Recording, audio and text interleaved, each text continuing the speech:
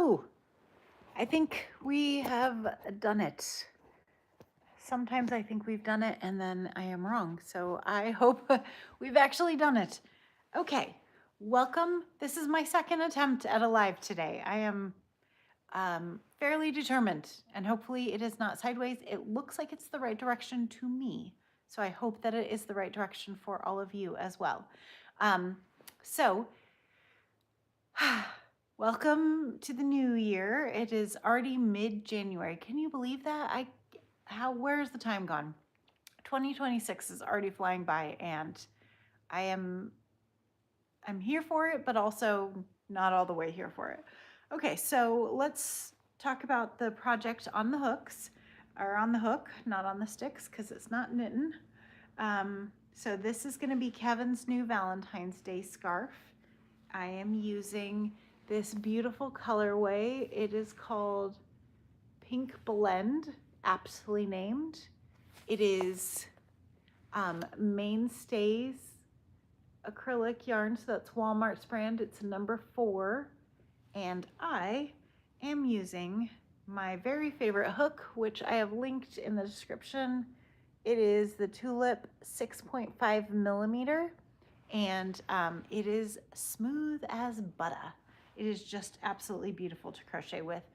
I'm a huge fan of these. So if you ever are wondering what to get yourself as kind of a splurge, I would maybe get your favorite size crochet hook in Tulip and see if it's a good one for you. I think this was about $11 or $12. So not a huge splurge, but also not a $2 hook, you know? So you want to treat it with care. Okay, so I just did a chain of this to the length that I thought I wanted, and then just started. Now I'm starting back down the chain with double crochets. So nothing exciting, but I am excited to see the color pooling and see how that goes. I may follow that with a row of singles or just keep going double to make it a quick and easy project. One can never tell, but I thought it would be nice to have a little something on the hook to crochet through as we are talking. So I hope that this time a couple people might be able to join me. Lives are way better when you get to do them with friends, and that would just be amazing. Okay, in my last video, I was talking about doing, or maybe it was 2 videos ago.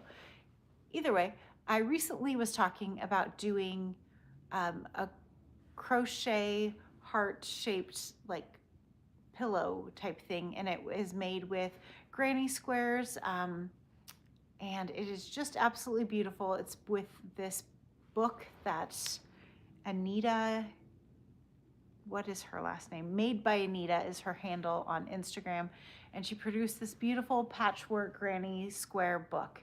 And my girls got it for me for Christmas. It was like the one thing I asked for, and they got it. And the heart pattern I just thought would be really, really fun to try out.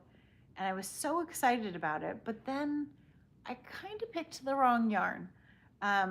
I picked the baby weight, which is kind of a sport weight. It's a little lighter weight, and then worsted. And I picked a smaller needle hook than I usually use.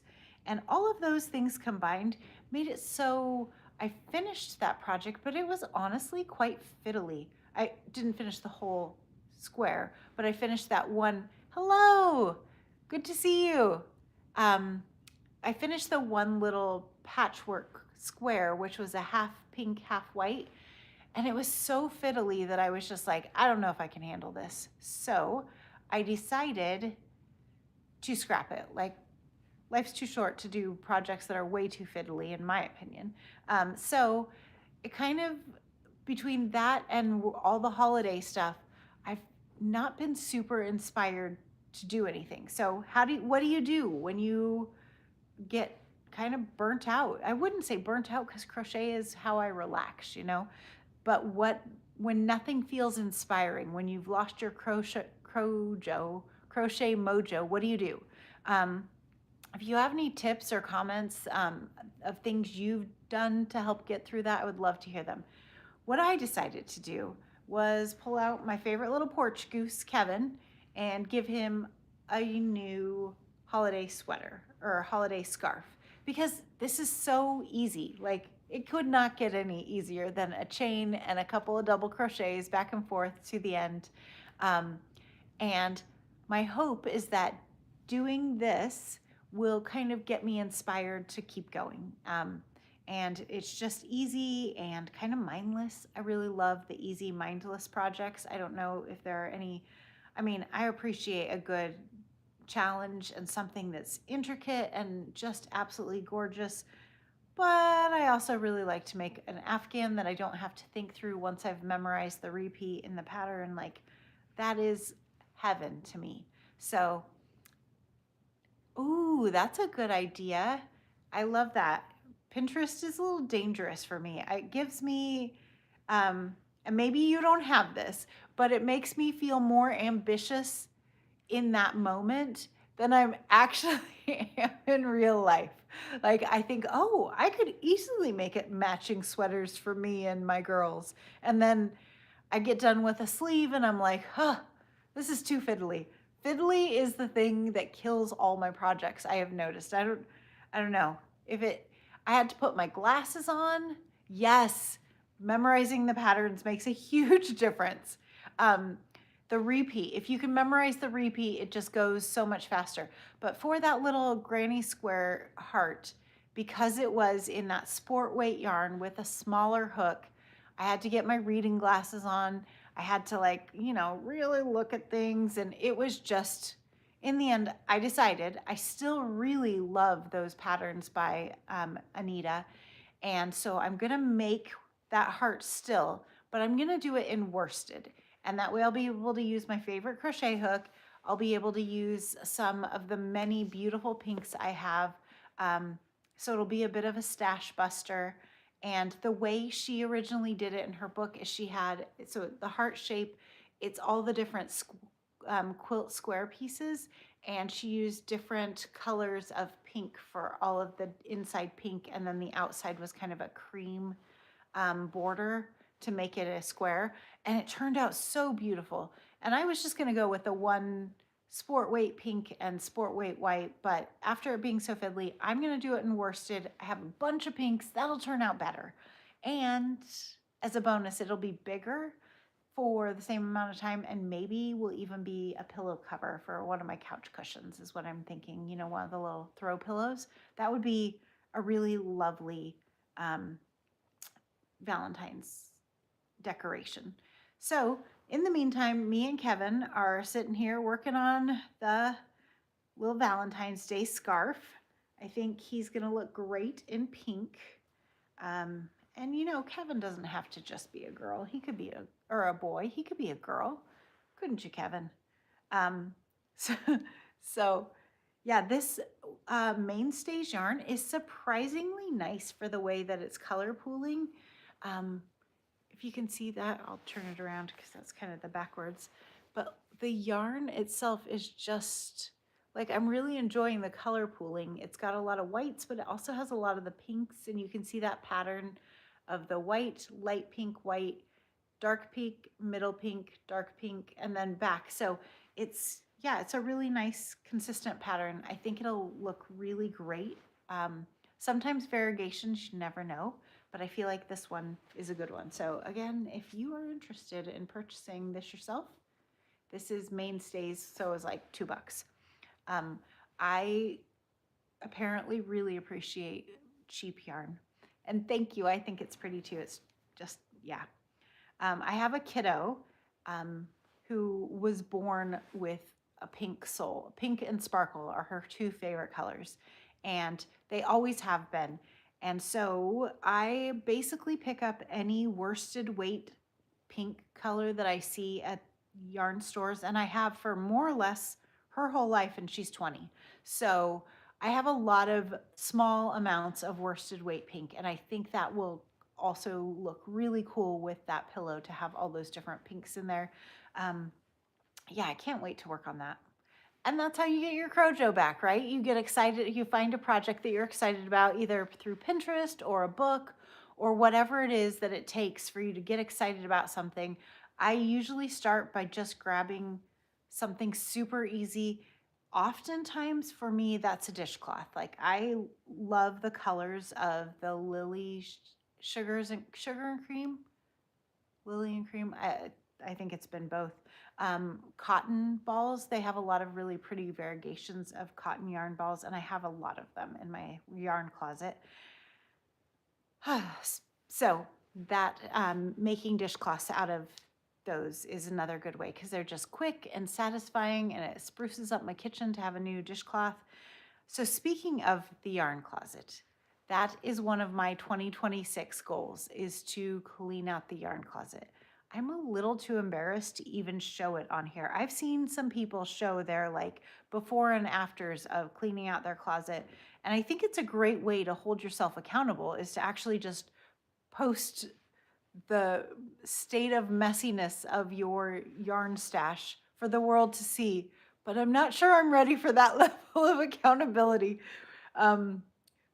Yeah, partially because I don't know how to store it all any better than it is. It's in some of it's in bins, some of it's in baskets, but the space that I have is the space that I have. And it's overflowing, and I blame Joann's. Rest in peace, Joann's. But when Joann's was going out of business, I went when it was like 50% off everything, and I stocked up on yarn. And then it went to 70% off everything, and I stocked up on yarn. And then it went to 90% off of everything, and I stocked up on yarn. So I did like probably 3 major yarn hauls when I didn't need any yarn. And I loved it. Like that gave me permission to shop yarn sales that we probably will never see again. Hopefully Michael's doesn't go out of business, although that'll be my next slight yarn related rant.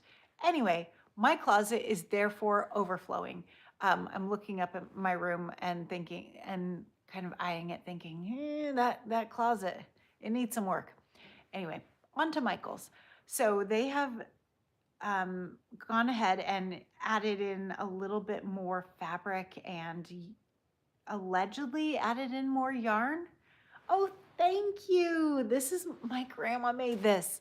My grandma made this one, and it is just, when I received it as, I think this one was a wedding gift. It was either a wedding gift or college graduation. Those were close in years for me, so I'm not sure which one it was. But she made it for me, and it was kind of, that was early 2000s time frame. And I kind of thought it was not a drab color, just an unexpected color, because it's oatmeal, and I didn't own anything oatmeal at the time. And, I'd never had my own house. I'd never any of those things. And when she gave it to me, I was like, oh, I think this would go well in my living room. And I have literally thought that about every living room I have ever had, and it's gone in every single one. So my belief now is that this oatmeal color is perfect for decor. Like it is just, it's not quite white. It's not quite off-white. It's a little bit earthy, but like it goes with everything. I absolutely love it. It is just a gorgeous Afghan. So thank you, Grandma. Another rest in peace, wonderful soul. She's actually the one who taught me to knit. She didn't teach me how to crochet. That was my other grandmother, but she did teach me how to knit. And she was I wouldn't say she was a super patient teacher. Actually, neither of my grandmothers were super patient. And I think that's a generational difference in their approach. Like if I mess something up, which obviously I did everybody does when you're learning to do something new, they kind of had the approach that like you should get it right, and so let's just rip it out and start over. My heart, I was like, oh my gosh, I just built this little teeny swatch, and it's taken so much effort, and they just ripped it out like it was nothing. And now as an experienced crocheter, I can see that it truly was nothing. But I don't do that to people when they are learning to crochet or knit, because I feel like if we spend the time putting in the effort, like, you feel proud of it even if it looks terrible. So I did learn from both of them, and I am so grateful for that. But I take a slightly gentler approach than they did with me. Either way, lovely, lovely gift from her. I have one other one from that other grandmother. However, it got a hole in it in the middle, and fixing an Afghan in the middle of an Afghan is daunting. Luckily, it's white, so I have yarn that could work to match it. But I haven't gotten to it because it's daunting. Okay, where were we? Michael's. I am not impressed with their yarn selection, especially in comparison to Joann's. Like, their fabric, they're getting a little bit more of. I see that with them. I'm not a big sewer, so that one isn't affecting me. But the yarn, come on, Michael's. You have an opportunity to step up. And I feel like instead, the people stepping up are like the Dollar Tree. Even Walmart has expanded, or at least mine has expanded their yarn offerings, which I appreciate, but they don't ever do sales really. You know, it's just like whatever price it is the price it is. You agree with the Michaels? Yeah, my Michaels has not stepped up enough. I wish they would. Especially because when I'm buying like one of the big things of yarn, you know, like a Bernat big blanket one or something that's normally like $12 or $15, I want to get one of those at a Joann's or a Michael's where I can use that sale coupon and get it for 40% off or 30, whatever the percent off is. Like, I want to get those big ones for a good price. And Walmart has just, their prices are a little lower, but like, if you want the one big one on sale, we miss Joann's. Anyway, so yeah, Michael's has not come through for me in the way I was hoping, especially, because I love making blankets so much, my grandmother taught me to crochet. Hi, Melissa. Oh, I missed it. Let me see if I can pull that back up. Oh, cancel. I can't. I'm sorry. I missed your comment, but I will read it afterwards. I think you said something about your grandmother teaching you to crochet, and I love that. If you want to put another comment on there, I would love to see it. So sorry that I missed it. As many of you may know, I am new to YouTube Live, well, YouTube generally. I've been doing this for a couple months, and I'm really loving it. But the YouTube Lives kind of evade me. Like, I struggled. I did a couple of them sideways. I think I figured that problem out, but clearly I haven't figured out how to actually capture comments in the moment to be able to respond to them. But Melissa, thank you for the comment anyway. And yeah, and thank you, Tina, for your comments as well. I think Michael's is a bit of a disappointment. I also really loved all the variegated colors that you found at Joann's, and like the Lion brand mandalas. They had different ones than Michael's has, and then that Walmart has different colorways. Some of them were specific to those, and I really love working with those. I've done a couple of sweaters out of those for my niece and nephew and one of my kiddos, and I've done an Afghan out of that. Like, I just really like the colors and the way they have long stripes in them. They are really nice. So, yeah, I do miss Joann's, those stinking V-seers. Oh well, what can we do? Maybe somebody else should start a new Joann's. If you are so inclined that you want to start a new Joann's, you have my support. I have started looking more online at purchasing stuff. One of the pleasant surprises has been the dollar store with their just worsted that I used over the Christmas Afghan season. I was so surprised with how lovely and soft that was that I actually have been looking at the Premier website, and I have not put in my first order yet because one of my joys of going to yarn stores and local yarn shops is like, it's a feast for the senses, in my opinion. Like you get all these beautiful colors, you get to touch the yarn and feel how soft it is, you get to see how it looks with the yarn next to it, and see how the colors play against each other. Like that part to me is just, it's a joy for the senses. And I mean, Joann's is a big box store, so we're gonna, and so is Walmart and Michael's. So it wasn't all the joys for the senses like the local yarn stores are, where they have that cozy feel to them. But the prices, those are a lot better at those places. So, you know, we can overlook the ambiance.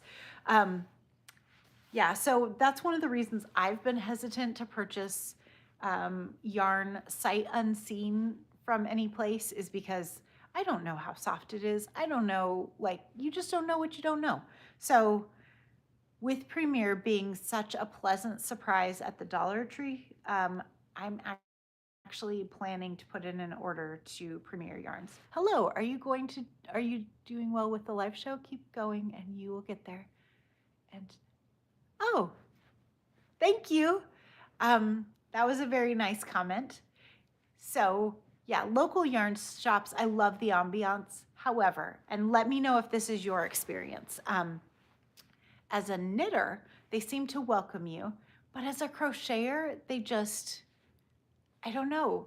I feel like as a crocheter, I like the less expensive yarns because I like to make big things like this, like Afghans. It's Melissa again, taught me to crochet on her front porch in the middle of summer in Mississippi. Oh my gosh, bless your heart. Woo, that sounds warm. But I bet a thread crochet and teeny hook on little teeny eyes is probably just fine. Maybe she taught you so she didn't have to go get her reading glasses. That's what I would have done. And it's nice to use a really thin yarn in the heat, right? Like you didn't have it laying on top of you. One of the reasons I love making blankets in the winter is because you get the blanket to keep you warm as you're working. Like it's just this lovely bonus. Mississippi. Oh, I love that. I only just started to do shorts on YouTube last week and I'm enjoying doing that too. Oh, good for you, Kitty. That's awesome. I have not ventured into shorts yet, and good night. That intimidates me for sure. So I'm impressed that you have already jumped into it. I'm also frankly intimidated by editing a lot. I'm definitely showing my age on that one. My tech editor, as I refer to my teenager, she is great. Like I'm like, how do I do this? How do I make the sound louder? How do I whatever? And she'll just be like, oh, it's so easy, Mama. All you have to do is, and it is so easy for her. It is not so easy for me. So yeah, I'm intimidated by shorts and I'm very impressed that you are doing that. I would like to actually do a couple of videos where I show more of like the actual tutorial stuff. A couple of people have asked for that when I first started my channel. And I haven't done it because frankly, the editing just intimidates me. But I'm interested in learning. Like, you know, you only get better by trying. So yeah, but back to Mississippi. I have a pattern that I'm working on and it is going to be called the Mississippi Magnolia. And we took my daughter to, what is that called? Space Camp down in Alabama a couple years ago, many years ago now. And we drove there from Kansas because the plane tickets were so expensive. So when I was stuck in the house after my op, oh, that's a perfect time to learn to crochet. Perfect. Smart. Keep your hands busy. Keep yourself healing. Way to go, Kitty. That is awesome. So we drove through Mississippi on our way to Huntsville, Alabama for Space Camp. And we saw the most magnificent magnolia trees. Like they were absolutely gorgeous. I I lived in Asheville, North Carolina for a while, and we saw some gorgeous magnolia trees there too. But the ones in Mississippi, like there were just so many, and they were so absolutely gorgeous that it's just kind of stuck with me. Like we went to the botanical gardens in Huntsville, and we got to see more beautiful magnolia trees all over. It was just so. This pattern that I'm working on is called the Mississippi Magnolia because that was kind of what inspired it. Is just obvious, well, maybe not obviously. It doesn't look exactly like a magnolia. It's magnolia inspired, but Mississippi magnolias in particular. So I love that connection. And out of curiosity, Melissa, do you still use the really teeny like thread like yarns to crochet, or do you use bigger, thicker yarns? That is a good question, actually. Well, a question I would like answered. As you continue to crochet, or from learning like Kitty to somebody who learned as a child like Melissa, what kind of yarns do you gravitate to over the years? I personally started in my 20s. I used a lot of cotton. And I think that was because it was cheap and useful, right? Like I made a lot of dishcloths, I made some hand towels, stuff like that that I gave away as gifts. Yeah, that was a way that I supplemented our I didn't ever sell anything, but I did supplement what we gave to people. It made it a little nicer that I only spent $2 or $3 on their gift if it was like a couple of handmade dishcloths. So I did that for a while, and then I started using the DK stuff as or sport weight stuff as people were having babies in particular, because baby blankets, everyone loves a baby blanket, and they're so soft and so easy to wash and all the good things. I still love making baby blankets out of sports weight, but I now really gravitate towards the worsted weight. And I think it's because I get to use a bigger hook. I don't have to use my glasses for the most part. Sometimes things get fiddly, but for the most part, I don't have to. And it's easy on my hands. Yeah, that has been the way I've trended over the years. The big chunky stuff, I could see me going that direction in the future because it just gets a little easier to work with something that's a little bigger. So, oh, you know what else? I did use that like thin cotton stuff for a couple of years. I did snowflake Christmas ornaments for people. And again, it was like you could buy a ball of that thread and a teeny crochet hook for a few dollars and then create these beautiful little snowflake ornaments that I soaked it in that stiffener and then made it into ornaments. And those were lovely gifts, and they only cost a couple of dollars. Well, not even probably $1 for the entire gift because the yarn was pretty cheap. So that's the direction I've headed, is bigger and bulkier. But I think I'm here in worsted pretty firmly. Would have been 10 years now. I use all the yarns, the thickness to the smallest. I love cake yarns from Hobie. Ooh, Kitty, I've been looking at some of the Hobie yarns in particular. Like I said earlier, I love going into yarn shops, but obviously with the loss of Joann's, I'm considering online, and Hobie keeps coming up in my advertisements. Like they clearly have me nailed. And one of my favorite things to make is knitted socks. In fact, I have my very first socks that I ever knitted on right now. What a weird thing to show on camera. But they are so nice and warm. And so I've seen some of the Hobie sock yarn combinations for various holidays, and I've been so tempted to order some of those. Have you ever tried their sock yarn ones? Let me know if you have. But they do have some beautiful cakes. If you haven't used the tiny thread since I was in 10th grade in home ec, I crocheted a border out of cotton thread on a dresser. Never again. I love worsted weight. Socks are cute. Oh, thank you. Yeah, I didn't expect to be showing them off, but you know, it came up. Why not? um, Home ec, you made a whole dresser cover. That's impressive. That is impressive. Do you still have it?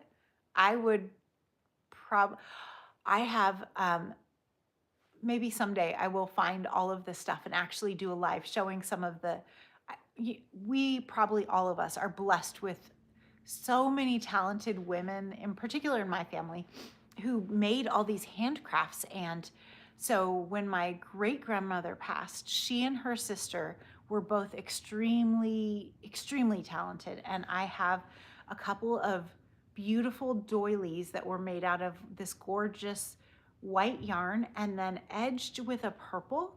And I'm not a huge purple person. That's good to have your own homemade socks. I did some for my son and my friend did mine. Nice.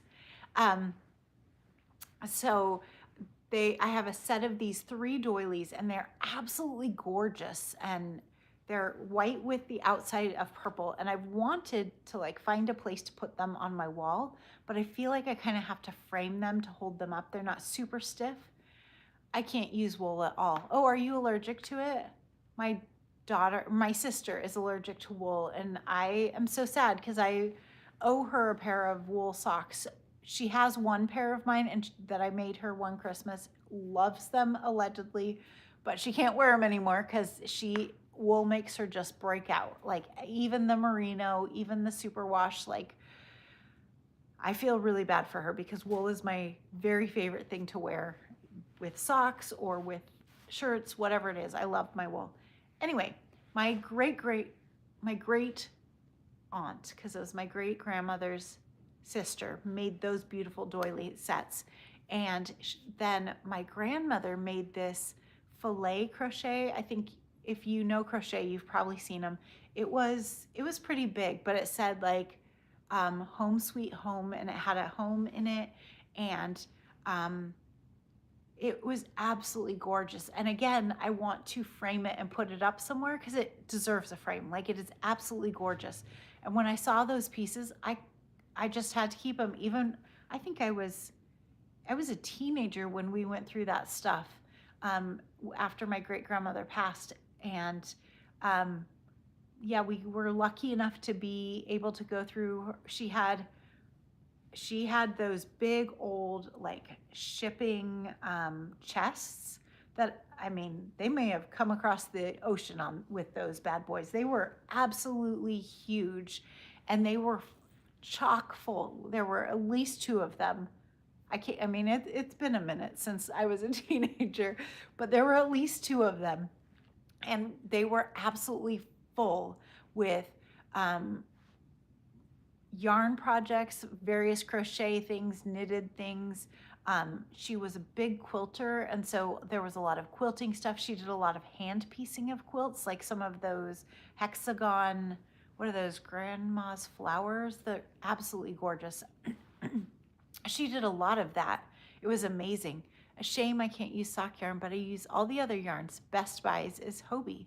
Oh, I'm so glad to hear that. That is a shame that you can't use the wool yarns, but if you love all their others, like I love a good acrylic. I really do. Yeah, so we got to pick out some of that stuff, and those are the 2 things that I still have that I picked out. Yeah, that was a lot of fun. We packed our car so full. Oh, bless. My mother can pack a car. I don't, that woman, she can pack a car like nobody's business. There were 3 kids and my mom who drove out to the family reunion after my great grandmother passed, and that was in Colorado. So we drove out there and we stayed at her house before the reunion and after, and then we helped sort through some of those trunks of stuff and just a bunch of other stuff.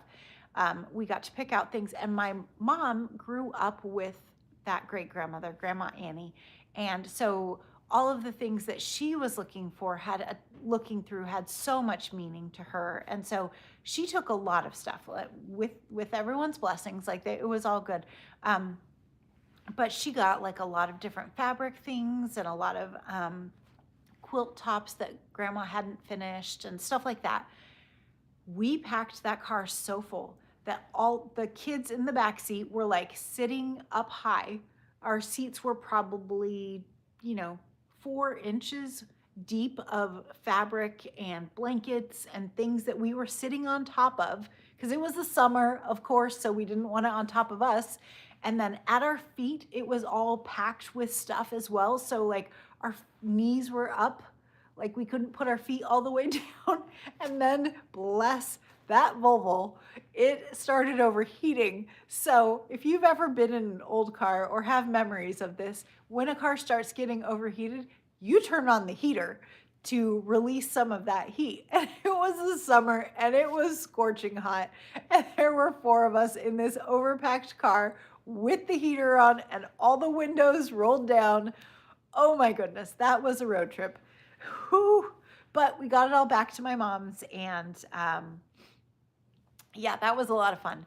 And I still have those beautiful crochet pieces, and I feel so blessed to have so many talented people in my background, because I feel like when I do things like this, just crochet for fun, and hopefully crochet to build a community with all of you, that I'm doing life in similar ways that they did. And yeah, it just feels like I'm part of a heritage in a really lovely way, adding my own little twist with the cheap acrylic, and they had to purchase really fancy stuff, but we all use what we've got, and they would definitely have been frugal people who would use whatever they had. So I'm sure they would appreciate the cheap acrylic just as much as I do.